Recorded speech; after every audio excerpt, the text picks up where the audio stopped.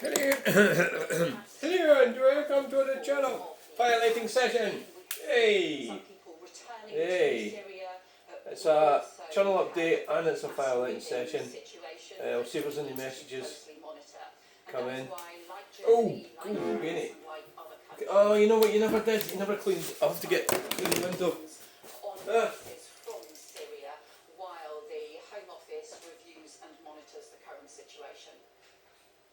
Meanwhile, Sir Keir Starmer is facing criticism for putting efforts to kickstart economic growth above human rights concerns as he meets Saudi Arabia's Crown Prince Mohammed bin Salman. Downing Street said the economy was Sir Keir's #1 priority, but insists he would still raise concerns about the Saudi government's human rights record. Campaigners are urging the Prime Minister to speak out on the cases of child predators, Clean it. and murder of journalist Chunelll. Cough. What the hell's wrong with this? Some breaking news comes on from New York. US media is reporting that a man is being questioned in connection with the fatal shooting of US healthcare CEO in what's being described as a targeted assassination. 26-year-old Luigi Mangione is being detained over the fatal shooting. Well, I knew they were going to get him because somebody got a picture of his face, didn't they? Speaking moments ago, the New York City Police Commissioner, Jessica Tisch. Well, it was kind of difficult for him to get away with, wasn't it? Earlier this morning out of Chunelll, Pennsylvania, I suppose his mistake was getting in a taxi. arrested Oh, yes. Mangione, a 26-year-old male on firearms charges. At this time, he is believed to be our person of interest in the brazen targeted murder of Brian Thompson, CEO of United Healthcare, last Wednesday in Midtown Manhattan. The suspect was in a McDonald's and was recognized by an employee who then called local police. I never go to McDonald's. The suspect was acting suspiciously and was carrying multiple fraudulent IDs as well as a U.S. passport. And in other news, Edinburgh City Council leader Cammy Day has resigned from his post following reports he sent Ukrainian refugees messages asking about their sexual preferences. The Labour politician had already been suspended by his... Right, okay, welcome to the... Oh, that's a good, healthy fire, isn't it? That's a healthy looking fire. Oh, yes. Messages to Ukrainian refugees who said they felt unable to revive him. Those are the latest TV News headlines. Now back to Martin. For the very latest TV News direct to your smartphone. Sign up to Newsaloo. Right. Be putting one of them in a minute. But that's actually amazing, that. That's an amazing firelighting session. Jesus Christ. Oh,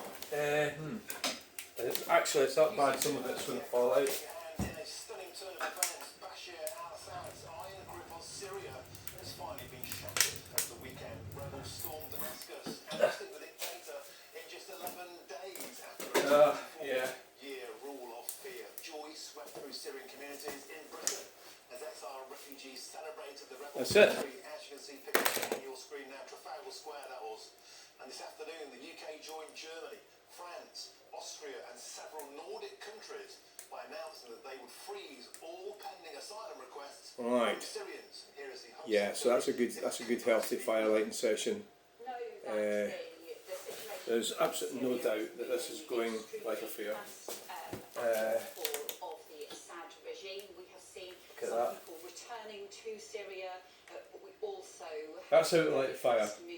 That's like yesterday, it was a bit of a disaster. Last night, when I had sawdust in it.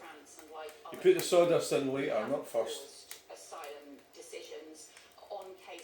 Look at that, that's going, isn't it? While the Home Office reviews and monitors the current situation. But pausing asylum processes for now at least, and while the UK and other governments said that they were watching this fast-moving development in the war-ravaged nation, Vienna has gone a step further, signalling it would soon be deporting refugees back to Syria. Now, just to remember, the UK is currently home to around 30,000 Syrian refugees, many of whom could now potentially also return home. So, should the UK right.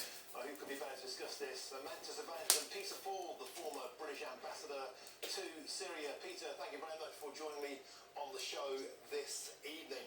So it was only a matter of time, was it not? Britain had to follow suit with Germany, Austria, France and Nordic countries shutting down their borders. That would have only left one route for any potential fleeing refugees. That route would have led all the way to Calais, and then that route would have come to Britain. So closing our borders was the right thing to do. It's the right thing to do with regard to the jihadi sympathizers who have until now constituted almost all of the refugees in this country. Because people fled Syria, why? Because they had been sympathising.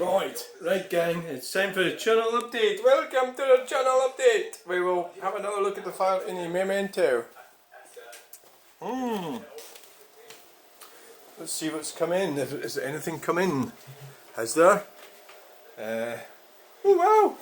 Oh wow, look at that thumbnail. Oh yeah. Wow. I love these videos. They're brilliant. So I've got 5433. No, 5443. Is that what it was on my left?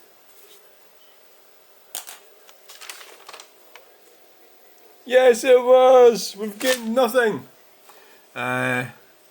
Content. So the computer's being sorted out. It's got too much data in it, and my rocket scientist computer expert is going to clear it out tomorrow. So let's see what we've got.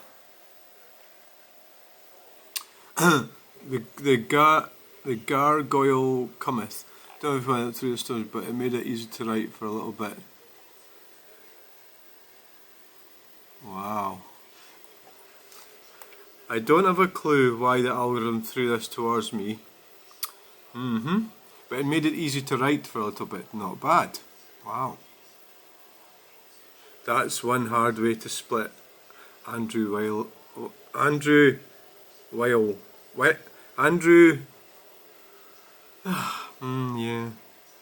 Yeah. Okay, expert. Well, I've split all of my logs that way, so I can give a shit what you think. So that's a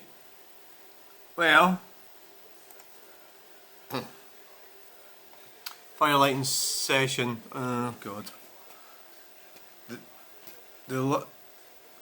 Why is it a hard way to split logs? I don't know why I even asked this. I always get this. So I know what I'm doing when I put these videos up. I know that you're going to get all the log experts turning up, trying to tell me that I'm doing it wrong and everything like that. I just know it, right? When you get the same thing with computers, don't you?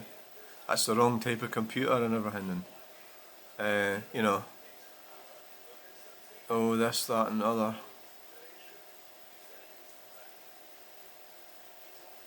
Oh fucking hell! Do have to get this thing looked at tomorrow. Oh, it's sound. There's no sound. Ah, it's because you turned it down. I'll show you how not to do this, right? So pay attention and don't do what I'm doing. See, I even warned you. So I even fucking warned you not to do it like this, and then you have to come along and comment, that's the hard way to do it. That's hats. One hard way to split logs. Hats.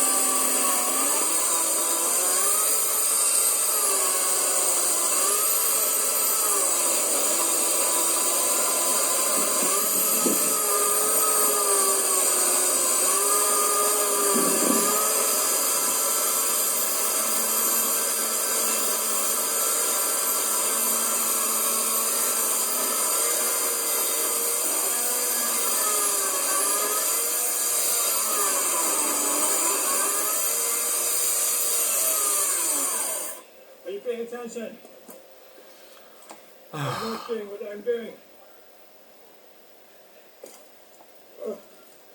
Now these are proving difficult to split because of the sheer size of them. So At the end of the day, right, okay, it's a hard way to split logs, but you know, I've done it all myself. I'm the one that's got them. I got them. I've done it. you know, it could be better, it could be easier. Maybe this guy that's commenting doesn't even do anything. Maybe just sits around in his living room. You know, Andrew Lyle. Lyle. Right. As in, right. So he hasn't got any videos anyway, so who cares? Who cares? But I suppose that's quite a nice comment, isn't it? I don't have a clue why they went through this towards you, but it made it easy to write for a little bit. Not bad. You know, I mean, it's not fucking working. Hey, good morning, everybody. My God, does he sit and listen to that when he's writing? Oh my God. I wonder what happens It's not. if he's writing a book or something. It's He's not been a good listening to record when me. you're driving, is it? You knock down a 126-year-old clock. I mean, what happens if he's writing something important? You know. Oh my God.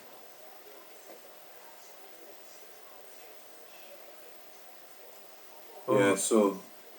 Help my bulb. Anyway, I did find the mini There is video. a video of the mini going into the. I found it, no bother.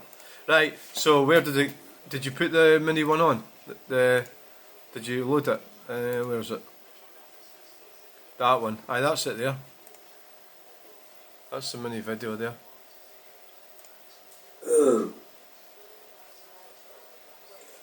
And you Shut welcome up. to the channel. Right, I found that video. Welcome to the channel. Shut your fucking face, right? Okay. Right, what I'm going to do, I've tried to find the video. I found the video. Right, I did find that. Mini. So that's what it's gone. Well, Right, yeah, it's, okay. Right, this video is right. becoming a bit of a disaster, so you upload longer shorts. Jefferson Fisher.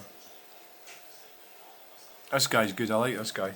The next time that someone tries to talk over you in a conversation, here's what I want you to do. Number one, slow down your words and don't stop talking. What you're doing is drawing a contrast between their raised voice trying to talk over you and your calm voice. And in that contrast, it exposes them as the less reasonable in the conversation and you more in control. That means number two, you're going to resist the urge to outmatch their volume. When somebody else is talking over you and you try to talk back over them, it doesn't make you sound like you're in control. It makes it sound like you've lost it and now you're reaching for it again. It's the weaker position. Instead, keep your volume exactly the same. And number three, if you need to be a little bit more forceful, use their name. Jefferson, I can't hear you when you talk over me. Jefferson, talking over me is not helpful. Use their name, it gets their attention. So try that and follow me. The next time that someone tries to talk over you in a conversation, here's what I want you to do. Number one, slow down your words and don't. I'll try and remember that. Right, so next time somebody talks over you, like I'm doing it right now, what about telling them to shut the fuck up would be another option. No, you can't do that, can you? There you go, there's a fire lighting session. It's quite successful. Slightly boring because the comment was not as exciting as, well, maybe it wasn't that abusive, so. So yeah, another dreary Monday. Monday full of problems. So, yeah, that's interesting when somebody talks over you. Yeah, I mean, I think I might maybe have a problem that I do that to other people. I'll have to sort of try and be more careful about it, wait my turn. I think it's maybe a case of just, yeah,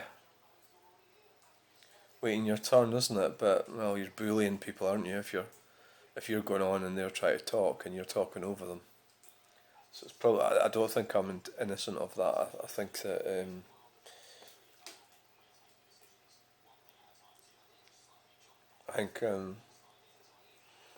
problem with that, yeah. I think it's a problem that I've got, yeah, certainly. So it needs looking at. I'll need it, but at the same time, you don't want, yeah, you've got to get your bit in, haven't you? You've got to get your piece in. I think with me, and well, I'm not going to sit here and make excuses. I did get diagnosed with ADHD and Asperger's, but that's like sounds like an excuse. But if you're with somebody and your mind's maybe working differently than theirs, either slower or faster, maybe it is tricky. I mean, I found today talking at that meeting, there's a lady that I really like, but there's another one that I sort of, it's almost like she's from a different planet from me. You know, we're talking about cars and that and the cost of cars. And then, you know, we're talking to this as well. You know, I've got 4 cars and I do this. I've got one that does this job and other ones I need for this. Oh, well, don't you find it expensive? And I said, well, you know, I says, well, how much do you pay? How much? She says, oh, well, she's got a Mercedes and it costs a lot, she said. I says, well, does it? I says, she was talking about insurance and stuff. I can't really see her Mercedes. It's not even a top of the range Mercedes. I can't see the insurance being that bad. She's about my age, you know. Well, she's 60 or something, right? And I'm thinking, well, how's that? And she says, oh, I don't know, my husband pays for everything. So there she is, sitting there complaining about the cost of things. And then she never pays for anything. So it's like, how the hell would she know? You know, a kept woman, she doesn't work, just does volunteering. And her husband works. And he pays for everything. She doesn't know. So how can she sit there and tell me that my cars cost too much to run when she doesn't even know? I mean, it's a fair point. They you know, they probably do cost too much to run. I mean,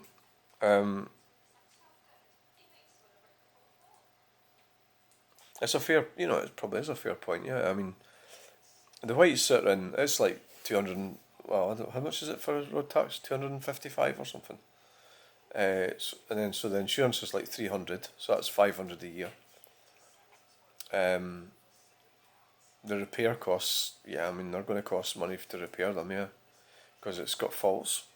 The blue car is not costing much at all. It's only £30 for road tax. I think it was at 35, can't remember. And the insurance is like less than £200. You know, and then I mean, I was like £300 and odd for the MOT or change of oil. Yeah, I mean, I know. So if it eventually fucks up for whatever reason, I don't know what I'll get to. I don't know what I'll do. I might replace the two of them and get, I don't know. But the other thing is, well, why? But you know, like people have different things that they do. There's lots of things that people do. I don't have like a dog or anything, for example. You know, your vet bills and everything's quite expensive. Or I don't go on holidays, for example. I don't fly anywhere. I don't go on holiday binges. You know, so I think really it's a weird thing to question people and what they do. Or I'm actually starting to wonder if it's a kind of communist type thing. It is based on, some of it's a sort of feminist thing. Oh, how can you afford that? And it's usually based on you're spending that instead of spending it on the children. That's where it probably comes from. But you might be thinking I'm overthinking there, right? Well, maybe I am. So anyway, this video's coming to an end. Thanks for watching. Please like, share and subscribe and we'll get you in the next video. Bye!